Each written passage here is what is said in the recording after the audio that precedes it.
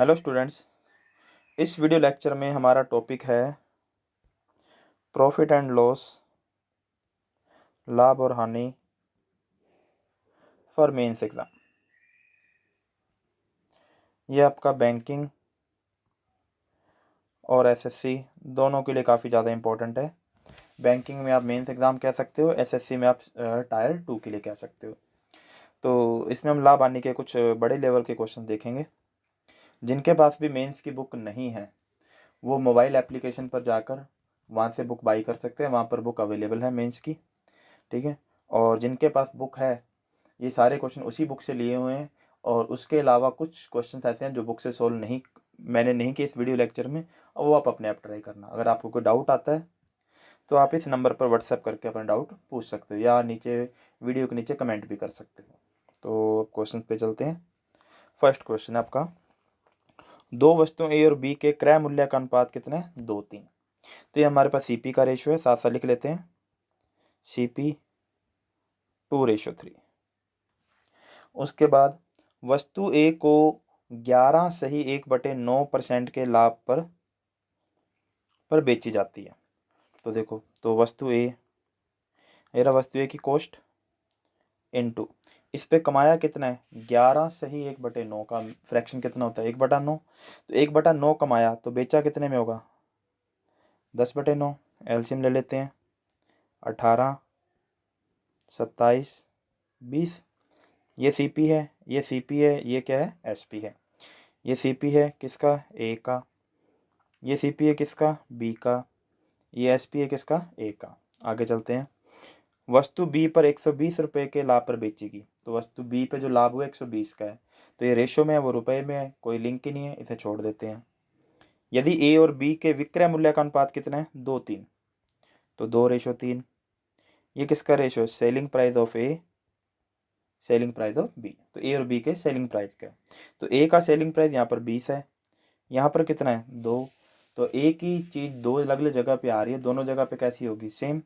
तो इसे किससे गुना करेंगे हम? 10 से। 10 दूना 20, दोनों सेम हो जाएंगे। तो रेशो आएगा 20:30। तो अब हम कह सकते हैं कि हमारे पास जो इनका सीपी का रेशो है वो है 18:27,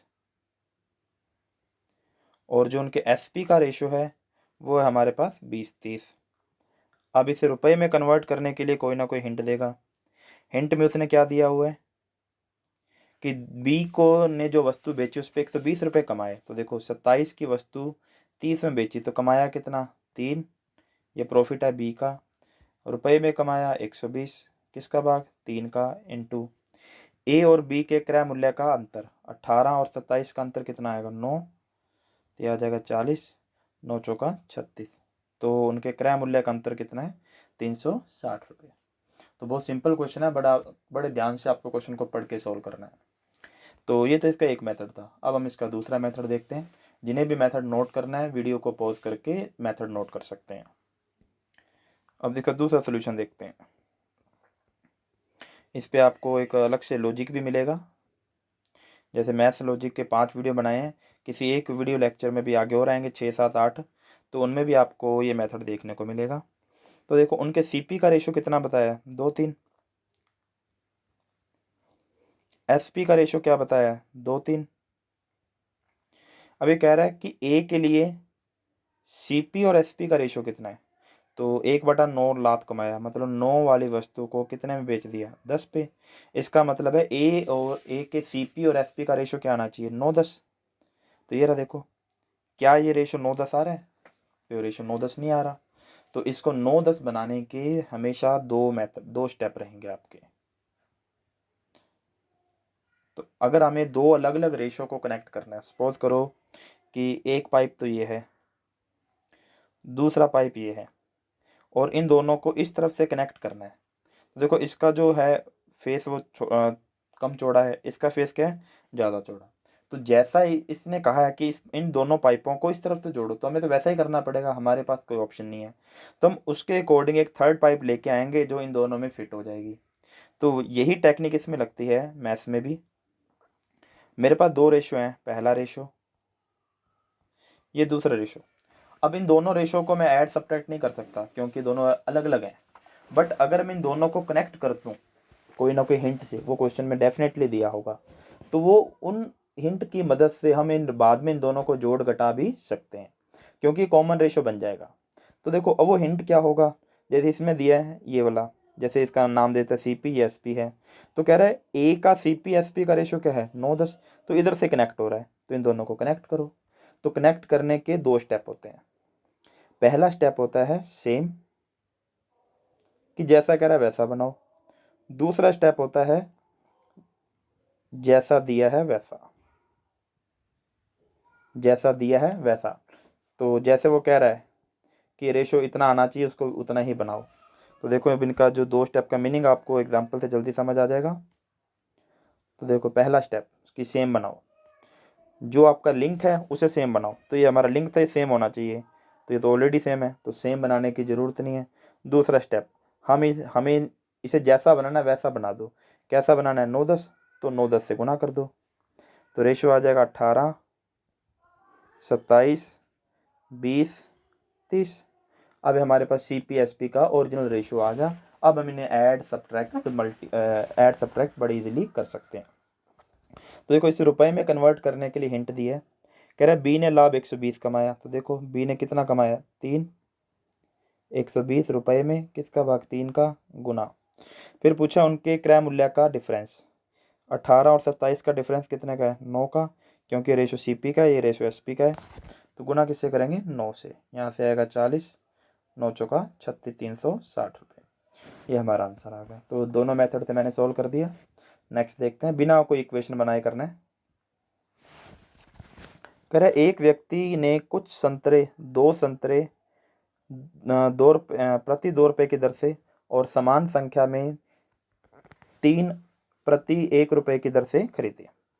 वह दोनों प्रकारों को मिलाया और 4 प्रति 3 रुपये की दर से बेचा, तो उसे लाभ हानि प्रतिशत में क्या हो। तो इसका भी वीडियो मैंने बनाया हुआ है, तो ये वीडियो आपको लॉजिक 5 मैथ्स लॉजिक 5 से मिल जाएगा, वहाँ से आप देख सकते हो। अब हम इस क्वेश्चन को सॉल्व करते हैं। तो बहुत सिंपल क्वेश्चन है। इससे पहले आपने जो भी मेथड लगाया एक बार उसे छोड़ के जो मेथड मैं सिखा रहा हूँ उस पर फोकस करो। देखो इसमें ये कह रहा है कि कुछ संतरे, बाद में क्या लिखा है समान संख्या। पहले क्वांटिटी पे फोकस करते हैं। तो क्वांटिटी में क्या कह रहा है, पहली दुकान से 1 लिया है, दूसरी से भी क्या लिया है 1। कैसे पता लगा, समान संख्या, 5-5 लिखो, 50-50 लिखो, 100-100 लिखो, कोई फ़र्क नहीं पड़ता। रेशो बनाना है तो सिंपल से सिंपल, अगर पहली दुकान से 1 संतरा लिया तो दूसरी से भी 1, और बेचे कितने हैं 2, ये आ गया। अब प्राइस, पहली दुकान का रेट क्या था 2 संतरे 2 रुपये में, तो मुझे 1 संतरे का रेट निकालना है, प्राइस निकालना है। तो प्राइस निकालने के लिए 2 रुपये लगे, संतरे कितने आए 2। अगली दुकान पर रुपए कितने लगे 1, संतरे कितने आए 3। अगली दुकान पर रुपए कितने लगे 3, संतरे कितने आए 4। तो ये अब हमारे पास आ जाएगा 1 संतरे का रेट, प्राइस आ गया। अब आएगा टोटल। अब पहली दुकान पे खर्चा कितना हुआ, मात्रा लेके आया 1, यह रेट था, तो 2 गुना 2/2। दूसरी दुकान से भी 1 लेके आया, रेट था 1/3। बेचे कितने हैं 2, और बेचने का रेट था 3/4। ये हमारे पास टोटल आ गया। अब रेशो को सिंपल करते हैं, 2 से 2 कैंसिल आउट, एलसीएम आएगा 12, तो यहाँ आ जाएगा 12। इसको 12 से मल्टीप्लाई करेंगे, एलसीएम 12 आएगा, तो 3 चौके 12, 4 एकम 4, यहाँ से आपका आ जाएगा 4 तिये 12, 3 तिये 9, 9 दूनी 18।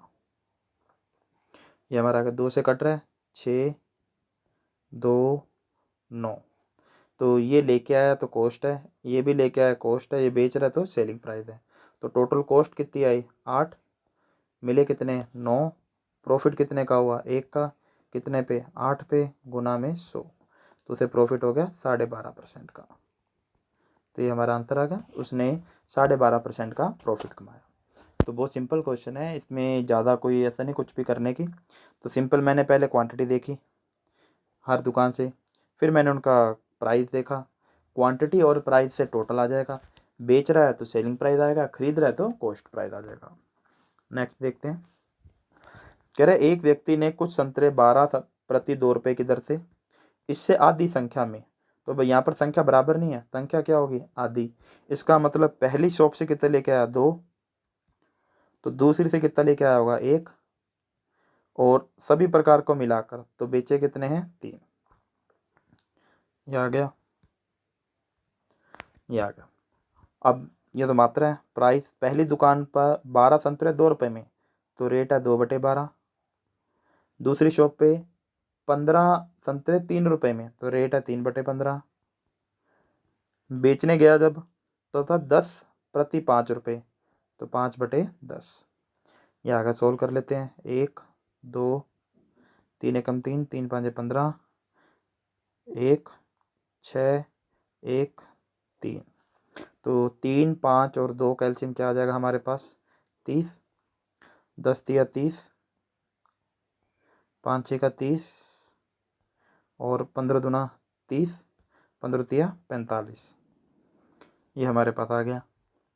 फिर उसके बाद कॉस्ट आई 16 रुपये, मिले कितने हैं, 45, तो प्रॉफिट कितने का हुआ, 29 का, कितने पे, 16 पे, गुना में 100। ये उसके प्रॉफिट का परसेंट आ गया। तो उसने पूछा तो लाभ हानि प्रतिशत में क्या होगा, तो ये उसका लाभ और हानि का क्या आ गया, परसेंट। तो बहुत सिंपल क्वेश्चन है, ऐसा कुछ नहीं है इन क्वेश्चंस में, और थोड़ा सा ध्यान से इसे देखने की ज़रूरत है कि रेशो कैसे बनेगा। तो नेक्स्ट देखते हैं। ये भी उसी टाइप का है।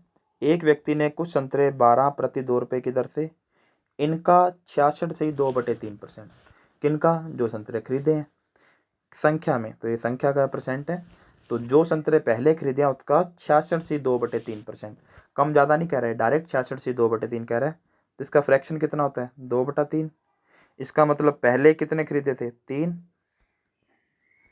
तो अगली बार कितने खरीदे होंगे, 2, उसके बाद दोनों प्रकारों को मिलाकर तो बेचे कितने होंगे, 5। ये हमारे पास मात्रा का रेशो आया, इनटू प्राइस। पहली दुकान का रेट है 2/12, दूसरी शॉप का रेट है 3/15, और बेचने का है 2/10। सोल्व करते हैं। 3 दूनी 6, 6 दूनी 12, 5 तिये 15, 5 दूनी 10, 1, 2 और 5 कैल्शियम 10, 5 दूनी 10, 5 आया, 5 दूनी 10, ऊपर 2 है तो 2 दूनी 4, 10 एकम 10। तो लगे कितने थे, 9, मिले कितने, 10, कमाया कितना, 1, कितने पे, 9 पर, गुना में 100। तो उसके प्रॉफिट का परसेंट आया 11 से 1/9%। क्योंकि ये पहली दुकान की कॉस्ट है, ये दूसरी दुकान की कॉस्ट है, ये सेलिंग प्राइस है। तो ओवरऑल कॉस्ट कितनी आई, 9, मिले कितने, 10, तो कमाया कितना, 1। तो ये हमारा आंसर आ गया। नेक्स्ट देखते हैं। इसका सोल्यूशन लिखा हुआ है पहले। एक व्यक्ति ने कुछ संतरे 12 प्रति 2 रुपये की दर से समान संख्या में, तो मात्रा कैसी है, सेम, 15 प्रति 3 रुपये की दर से खरीदे। वह दोनों प्रकारों को मिलाया 10 प्रति 2 रुपये की दर से बेचा और 40 रुपये का लाभ हुआ। अब पिछले क्वेश्चन में आपसे प्रॉफिट लॉस परसेंट में पूछ रहा था, बट इसमें आपको बता रहा है कि लाभ कितने का हुआ, 40 का। तो बेचे गए संतरों की संख्या, अब आपसे क्वांटिटी पूछ रहा है, तो बिल्कुल सेम करना है। तो पहली दुकान की मात्रा 1 है, दूसरी शॉप की मात्रा 1 है, क्योंकि इक्वल बताया है। तो बेचे कितने होंगे, 2, ये मात्रा आ गई। पहली दुकान का रेट 12 2 रुपये में, तो एक का रेट क्या आएगा, 2/12, उधर 3/15, ओवरऑल 2/10। तो सोल्व करने पे हमारे पास रेशियो आ जाएगा 5 6 और 12। तो कॉस्ट आई उसकी 11 रुपये, मिले कितने, 12, तो कमाया कितना, 1, प्रॉफिट हुआ 1। अब ये प्रॉफिट रेशियो में है, अब हमें परसेंट में नहीं कन्वर्ट करना, क्योंकि मात्रा पूछ रहा है। तो इसने बताया है प्रॉफिट कितना है, 40, क्वेश्चन में लिखा हुआ है। तो 1 रेशियो किसके बराबर होगा, 40। तो यहाँ से आप सीपी निकालो चाहे एसपी, कुछ मर्जी कैलकुलेट कर सकते हैं। अब तो मैं सेलिंग प्राइस कैलकुलेट कर रहा हूँ। अब रीज़न क्या है सेलिंग प्राइस कैलकुलेट करने का, कॉस्ट प्राइस 2 बार है, तो अलग अलग मात्रा निकालेंगे, फिर उन्हें ऐड करेंगे या डबल करेंगे। बट सेलिंग प्राइस में हमने सारी मात्रा बेच दी थी, तो सेलिंग प्राइस से हमारे पास डायरेक्ट आंसर आ जाएगा, ना तो हमें डबल करना है ना हमें ऐड करने की ज़रूरत है। तो सेलिंग प्राइस कितना था हमारा, 12। तो 1 यूनिट 40 के बराबर है, तो 12 यूनिट किसके बराबर होगी, 480 रुपये। तो सभी संतरों को बेचने पर हमें 480 रुपये मिले। अब सेलिंग प्राइस देख लेते हैं। बेचने में क्या बताया था, 10 संतरे 2 रुपये में बेचता है, 10 प्रति 2 रुपये में। तो 2 रुपये में बेच रहा है 10, तो 1 रुपये में कितने बेचेगा 5, तो 480 में कितने बेचेगा 2400। तो ये हमारे पास संतरों की संख्या आ गई। अगर पूछेगा अलग अलग शॉप का तो दोनों से बराबर मात्रा थी, तो आंसर आ जाएगा 1200 और 1200। नेक्स्ट देखते हैं। कह रहा है एक पेन का लागत मूल्य 50 रुपये है, नोटबुक की कीमत कितनी 140, पेन को 200% के लाभ पर बेचा जाता है, तो ऐसी 10 नोटबुक खरीदने के लिए कितने पेन बेचने की आवश्यकता होगी यदि केवल लाभ के पैसे का उपयोग किया जाता है। काफ़ी अच्छा क्वेश्चन है, बहुत सिंपल है, समझना। सबसे पहले वो कह रहा है कि पेन 50 का है, नोटबुक 140 की है, पेन को 200% लाभ पर बेचा जाता है, तो जो पेन पे प्रॉफिट हो रहा है वो 200% का हो रहा है। ठीक है, अब वो कह रहा है कि अब जो पेन पे प्रॉफिट हुआ उसी पैसे को यूज़ करके हमें 10 नोटबुक खरीदनी है। अब जो नोटबुक आएगी वो पेन के पैसे प्रॉफिट से आएगी, सेलिंग प्राइस से नहीं आएगी। तो देखो एक पेन का प्रॉफिट कितना आएगा, पेन की कॉस्ट है 50, प्रॉफिट बताया 200, तो 50 का 200% कितना आ जाएगा 100 रुपये। तो पेन पे प्रॉफिट हुआ 100 रुपये एक पेन पे। अब नोटबुक खरीदनी है 10, एक नोटबुक 140 की है, तो 10 नोटबुक की कॉस्ट कितनी आएगी 1400। अब ये जो 1400 रुपये मेरे पास आएंगे वो कहाँ से आएंगे, सिर्फ और सिर्फ कहाँ से आएंगे, हमारे पास पेन के प्रॉफिट से। और पेन का प्रॉफिट कितना था 100 रुपये, तो एक पेन का प्रॉफिट 100 रुपये है, मुझे कितना चाहिए 1400, तो मुझे ऐसे कितने पेन बेचने होंगे 14 पेन। ये हमारा आंसर आ गया 14 पेन। ठीक है, नेक्स्ट देखते हैं। रंजीत ने एक कार 2,58,000 में खरीदी, 15% हानि पर इसे बेच दिया। इससे प्राप्त पैसे से उसने पुनः एक नई कार खरीदी, उसे 20% लाभ पर बेच दिया। पूरे लेन देन में रंजीत द्वारा कमाया गया लाभ बताएं। तो इस क्वेश्चन बहुत ज़्यादा सिंपल, बट हम इस क्वेश्चन को काफ़ी मुश्किल बना देते हैं। क्यों बना देते हैं, क्योंकि हम शुरू से रुपए काम में लेते हैं, तो ऐसा नहीं करना। तो बहुत सिंपल है। अभी प्रॉफिट और लॉस का आप 11th पार्ट देखना, जो थ्योरी वाला पार्ट बनाए हैं प्रॉफिट लॉस के, उसमें आपको 11th पार्ट में इसमें मिल जाएगा लॉजिक। अब लॉजिक है चेन रूल। चेन रूल क्या कहता है, जब भी हम आर्टिकल आगे के आगे पास करते हैं, मतलब कि पास करने का मतलब है पहला जो प्रॉफिट है वो उसका जो बेस है वो सीपी हुआ, अगले जो प्रॉफिट का बेस होगा वो सीपी नहीं होगा, वो होगा सीपी दूसरे पर्सन का, बट जो उसका बेस होगा पहले वाले का सेलिंग प्राइस होगा। कि मान लो यहाँ से वस्तु यहाँ चलेगी, अब अगले जो परसेंट का बेस होगा वो ये आएगा, इसे चेन रूल कहते हैं।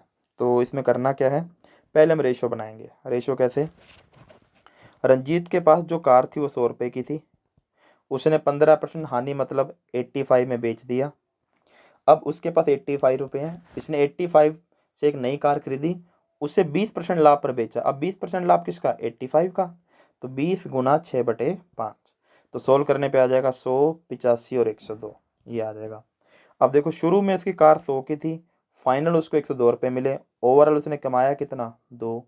अब इसे रुपए में कन्वर्ट करने के लिए हिंट दिया है, जो कार की स्टार्टिंग मूल्य था 2,58,000 था, तो 2,58,000 में किसका भाग 100 का, ये रहा 100 गुना किससे 2 से, तो ये हमारा आंसर है 5,160 रुपये। उसका नेट प्रॉफिट है 5,160। नेक्स्ट देखते हैं। कह रहा है एक आदमी ने 20 रुपये प्रति वस्तु की दर से 40 वस्तुएं खरीदी, उनमें से एक्स को 20% के लाभ पर बेचा और वाई को 25% के लाभ पर। तो एक व्यक्ति के पास 40 वस्तुएं, वो उसने 20 रुपये के हिसाब से खरीदा है, उसने उनमें से एक्स को बेच दिया 20% लाभ पर, वाई को बेच दिया 25% के लाभ पर। जब वह बेची गई वस्तुओं पर लाभ की गणना करता है तो लाभ 147 है। तो ये लाइन बहुत इंपॉर्टेंट है, जनरली ये लाइन आपको किसी भी क्वेश्चन में देखने को नहीं मिलती, ये रेयर लाइन है। तो ये कह रहा है कि जब वह बेची गई वस्तुओं पर लाभ की गणना करता है, मतलब जो आर्टिकल नहीं बिके या बेचे नहीं बेचे उनके बारे में नहीं कह रहा, तो जो क्वेश्चन में बताया है कि पहले एक्स बेचे फिर वाई बेचे, तो कह रहा है जब उन्हीं वस्तुओं पर लाभ की कैलकुलेशन करता है तो उसे 147 रुपये का लाभ होता है। मतलब जो आर्टिकल नहीं बेचे उनकी बात नहीं कर रहा। और जब वह कुल वस्तुओं की पर गणना करता है, कुल वस्तु मतलब सारे के सारे आर्टिकल 40 के 40, तब उसे लाभ कितने का होता है? 7 रुपये का। तो 20% के लाभ पर बेची गई वस्तुओं की संख्या ज्ञात करो। तो काफ़ी अच्छा क्वेश्चन है। तो अब देखो, वस्तु की कॉस्ट है 20 रुपये, कितनी वस्तुएं बेच रहा है? एक्स, तो कॉस्ट क्या है? 20x। सोल्यूशन में कमाया कितना है? 20%, तो 20x का 20% कितना कमाया? 4x। अगली बार कितनी वस्तुएं बेची? y, एक वस्तु 20 रुपये की है, तो कॉस्ट कितनी आई? 20y। कमाया 25%, कितना कमाया? 5y। अब ये जब इन्हीं आर्टिकल पे प्रॉफिट की बात कर रहा है तो उसका प्रॉफिट कितना है? 4x plus 5y। तो ये किसके बराबर है? 147 के। ये फर्स्ट पॉइंट था। फिर कह रहा है जब वो कुल वस्तुओं पर लाभ की गणना करता है, कुल वस्तुओं पर लाभ की गणना मतलब जो वस्तुएं नहीं बिकी वो तो लॉस हो गया। एग्जाम्पल के लिए आप कह सकते हैं एक व्यक्ति 3 पेन लेके आया 10-10 रुपये वाले, पहले पेन को उसने बेचा 20 रुपये में, दूसरे पेन को बेचा 15 में, तीसरा बिका ही नहीं, तो उसका खर्चा तो 30 रुपये हुआ था और मिले कितने उसे? 2 पेन से 35, तीसरा बिका ही नहीं, तो उसको प्रॉफिट हुआ 5 रुपये का। तो ये नहीं कहेंगे हम 2 10 10 वाले 20 में बेचे तो 25-15 कमाया, ऐसा नहीं होगा कभी भी। जो नहीं बिका तो मतलब उसकी जो कॉस्ट है वो लॉस में कन्वर्ट होगी। तो अब देखो, तो कह रहा है जब वो सभी वस्तुओं पे लाभ की गणना करता तो लाभ 7 रुपये है, तो देखो लाभ कम हो रहा है ना, क्योंकि जो वस्तु नहीं बिकी वो उनका जो कॉस्ट प्राइस था वो लॉस में कन्वर्ट हो गया। तो देखो इसमें क्या करेंगे, तो इसने बताया पहले प्रॉफिट कितना था? 147। अब जो आर्टिकल नहीं बिके वो लॉस में है, तो कितने आर्टिकल नहीं बिके? टोटल थे 40। एक्स बेच दिए, वाई बेच दिए, तो ये माइनस कर दिया, ये बचे हुए आर्टिकल आगे। एक की कॉस्ट कितनी है? 20, तो ये सारा का सारा क्या हो गया? लॉस। तो कमाया था 147, इतना नुकसान हुआ, तो ये किसके बराबर है? दोनों का डिफरेंस किसके बराबर होगा? 7 रुपये के। तो बताया कि उसका लाभ कितना है? 7। तो इसे सोल्व करेंगे, प्लस का 7 इधर आकर माइनस, और माइनस वाला 20 उधर जाकर प्लस में, और 147 में से जब 7 घटाएंगे तो कितना आएगा? 140। फिर ये मल्टीप्लाई का 20 उधर जाकर किस में चला जाएगा? डिवाइड। 140 में 20 का भाग करेंगे तो क्या आएगा? 7। तो ये हमारी इक्वेशन आ जाएगी। अब तो -x -y उधर जाकर प्लस के हो गए, और +7 इधर आकर माइनस हुआ, तो कितना आ गया? 33। ये हमारी इक्वेशन आई। तो फर्स्ट इक्वेशन थी हमारे पास 4x + 5y बराबर 147। दूसरी इक्वेशन आई है x + y बराबर 33। अब उसने पूछा 20% के लाभ पर बेची गई वस्तुओं की संख्या, मतलब x का मान पूछ रहा है तो y को सेम कर देते हैं। तो मैंने इस इक्वेशन को 5 से गुणा किया क्योंकि यहाँ 5y है, तो 5x 5y बराबर 165। अब दोनों को माइनस करेंगे तो 5y से 5y कट जाएगा, 5x में से 4x घटाए तो x, 165 में से 47 घटाओगे तो क्या आ जाएगा? 15 में से 7 घटाओगे, सॉरी आंसर गलत लिखा हुआ है, तो इसमें आ जाएगा जब आप 165, तो यहाँ आ जाएगा हमारे पास 18। तो 15 में से 7 घटाओगे तो 8, फिर 5 में से 4 घटाए 1, 1 में से 1 घटाया 0, तो x का मान आ जाएगा हमारे पास 18। ये हमारा आंसर है। तो बहुत सिंपल है, इतने इतना कुछ नहीं है। तो ये था आपका प्रॉफिट लॉस मेंस का पार्ट 1। इसके जो आगे के क्वेश्चन है हम अगले पार्ट में देखेंगे। इस वीडियो लेक्चर में बस इतना ही। जिनके पास भी मेंस की बुक नहीं है वो प्ले स्टोर, जिनके पास मोबाइल एप्लीकेशन भी नहीं है वो प्ले स्टोर में लिखे मोबाइल मोइसर क्लासेस, वहाँ पर आपको ये एप्लीकेशन मिलेगी, इसे डाउनलोड करें। इस एप्लीकेशन पर मेंस की बुक अवेलेबल है, उसे आप बाई कर सकते हैं। जिनके पास भी नहीं है, अगर उन्हें बुक चाहिए तो इस एप्लीकेशन पर जाके वो बुक को बाई कर सकते हैं। तो इस वीडियो लेक्चर में इतना ही। इसके बाद जो नेक्स्ट आएगा इसमें आएगा profit loss part 2। Okay, thank you.